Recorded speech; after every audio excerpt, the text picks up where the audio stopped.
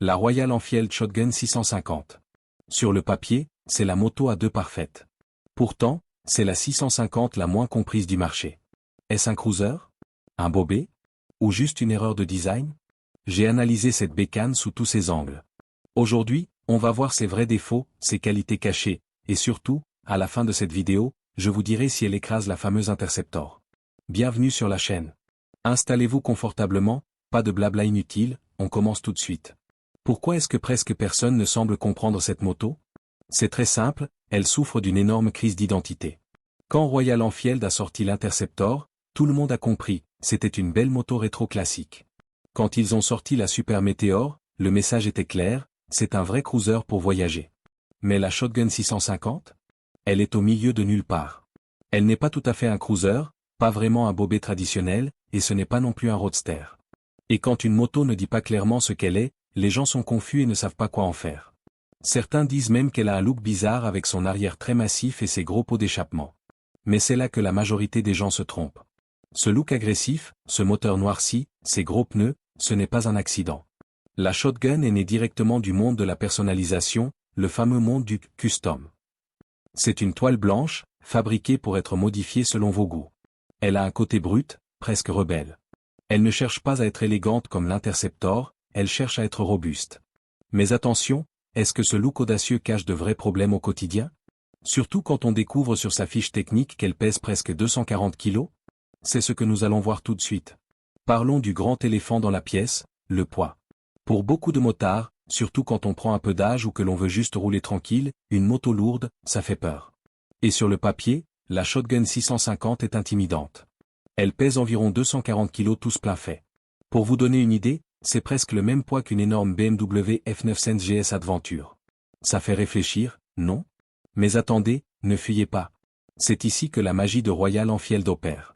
Dès que vous relevez la moto de sa béquille latérale, une grande partie de ce poids disparaît. Pourquoi?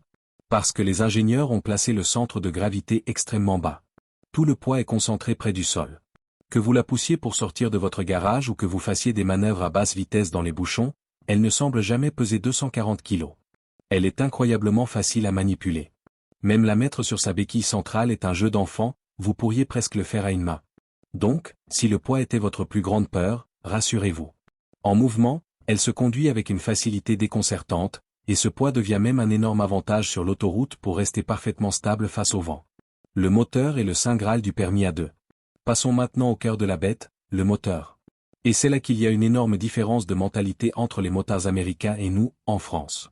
Aux États-Unis, beaucoup critiquent cette moto en disant que 47 chevaux, ce n'est pas assez pour leurs immenses routes.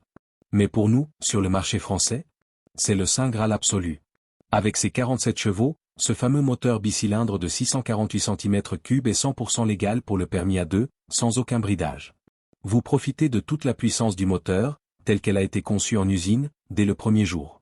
C'est non seulement parfait pour les jeunes permis, mais aussi idéal pour les motards qui reprennent la moto après des années de pause et qui veulent une machine de caractère, sans être dangereuse. Ce moteur ne cherche pas à vous arracher les bras. Il est civilisé, souple et super prévisible. Le couple est disponible très tôt, ce qui rend les balades sur nos routes de campagne ou dans les virolos incroyablement agréables. Et parlons d'un sujet très important pour le portefeuille, l'entretien. Il faut contrôler le jeu aux soupapes tous les 10 000 km. Ça peut sembler rapproché, mais en réalité, la mécanique de cette moto est tellement simple et accessible à l'ancienne, que beaucoup de propriétaires finissent par faire l'entretien eux-mêmes. C'est une moto robuste, conçue pour durer, et qui ne va pas vous ruiner chez le garagiste.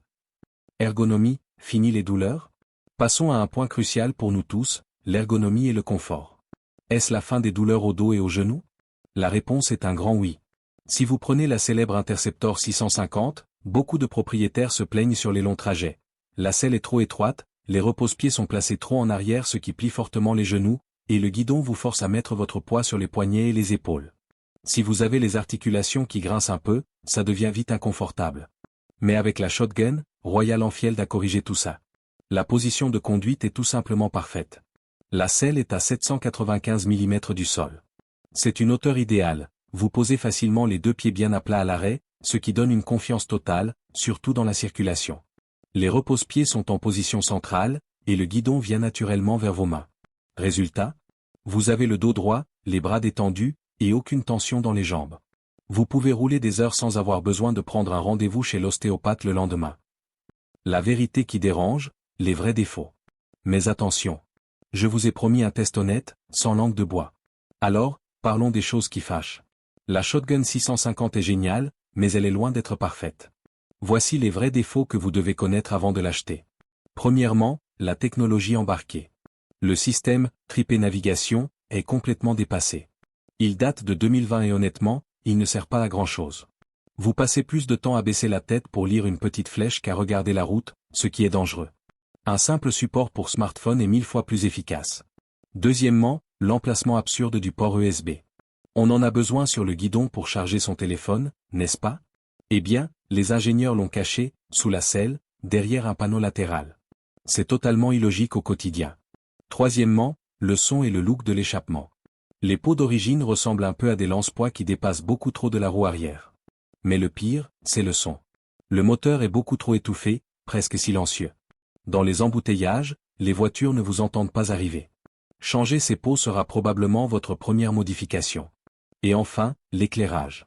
Le phare LED à l'avant est vraiment faible. Si vous aimez rouler de nuit sur nos petites routes de campagne non éclairées, vous allez vite réaliser qu'on n'y voit pas grand-chose.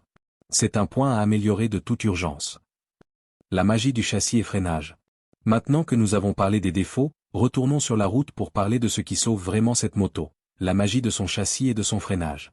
Sur nos routes françaises, surtout dans nos fameux virolos et les petites routes de campagne, comment se comporte-t-elle avec ses 240 kg? La réponse est simple, elle est bluffante. L'angle de la fourche est plus fermé que sur la Super Meteor, ce qui donne à la Shotgun une agilité inattendue. Elle plonge dans les virages avec une facilité déconcertante et reste collée à sa trajectoire. Vous n'avez jamais l'impression de lutter contre la moto. Parlons de la suspension avant signée Showa. Certains essayeurs la trouvent un peu ferme au début, mais il y a une excellente raison à cela, pensée par les ingénieurs. Si cette fourche inversée était trop souple, avec le poids de la machine, elle plongerait violemment vers l'avant à chaque gros freinage. Ici, ce n'est pas le cas. Le compromis est parfait pour garder le contrôle. Et le freinage, justement? C'est le jour et la nuit comparé à l'Interceptor. La Shotgun est équipée d'un énorme disque de frein à l'arrière de 300 mm. Le mordant est impressionnant, presque surprenant la première fois que vous appuyez sur la pédale. Ce système de freinage est largement suffisant pour arrêter cette grosse bête en toute sécurité, même en descente ou sous la pluie. Et avouons-le, à notre âge, avoir des freins rassurants, c'est la priorité numéro 1. L'astuce cachée, la modularité. Mais il y a une caractéristique sur cette moto qui la rend vraiment unique sur le marché actuel, une véritable astuce cachée, sa modularité intelligente. Royal Enfield a conçu cette moto presque comme un transformé. D'origine, elle est équipée d'un système de boucle arrière amovible. Qu'est-ce que ça veut dire concrètement pour vous? Ça signifie que vous avez en réalité 2 ou 3 motos en une seule. En quelques minutes, avec 4 simples boulons, vous pouvez enlever le siège passager et le cadre de support pour transformer la Shotgun en un magnifique bobet monoplace. La ligne devient pure, dégagée, et le look est fantastique pour vos balades en solitaire. Puis, si le week-end prochain vous décidez d'emmener quelqu'un en balade, ou si vous avez besoin d'attacher un sac pour un petit road trip de quelques jours, vous remettez simplement la structure arrière. C'est du vrai métal solide, pas du plastique bon marché qui tremble. Pour des motards pragmatiques qui aiment la praticité sans sacrifier le style, ce système modulaire est un coup de génie absolu. C'est simple, efficace, et ça justifie vraiment l'investissement. Nous voici arrivés à la fin de cette vidéo, au moment de vérité que je vous ai promis. Après avoir analysé ses défauts et ses vraies qualités, parlons d'un sujet qui nous intéresse tous, le portefeuille. En cette année 2026, la Shotgun 650 est affichée en France aux alentours de 7600 €, selon le coloris choisi. Franchement, pour une machine de 7 cylindrées, faite de vrai métal, sans couche de plastique bon marché, et avec un moteur aussi agréable pour le permis A2, c'est un rapport qualité-prix exceptionnel. Vous en avez vraiment pour votre argent. Alors, revenons à notre grande question du début. Si on garait une Interceptor 650 et une Shotgun 650 juste devant moi, là, tout de suite, et que je devais choisir une seule clé pour rentrer chez moi, laquelle est-ce que je choisirais? Je vais être totalement direct avec vous. L'Interceptor est une moto magnifique. Elle a ce look rétro-classique indémodable que tout le monde adore.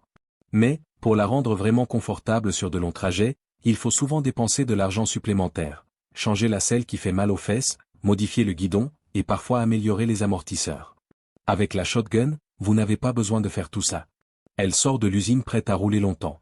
Le freinage est nettement supérieur et sécurisant, la position de conduite épargne totalement votre dos et vos genoux, et le châssis est beaucoup plus rigoureux dans nos fameux virages. C'est tout simplement une meilleure moto à conduire au quotidien. Donc, ma réponse est claire, je prendrai la clé de la shotgun sans hésiter. Surtout pour nous, qui voulons profiter de la route sereinement, avec une moto qui freine fort, qui tient la route, et qui ne nous casse pas le corps après une heure de balade. Oui, son look est particulier, mais une fois au guidon, on oublie tout le reste. Et vous? Est-ce que ce test vous a fait changer d'avis sur cette moto mal comprise? Dites-moi dans les commentaires si vous choisissez le charme classique de l'Interceptor ou le confort brut de la shotgun. N'oubliez pas de vous abonner pour ne rater aucun de mes prochains essais sans langue de bois. Prenez soin de vous, bonne route, et à très bientôt.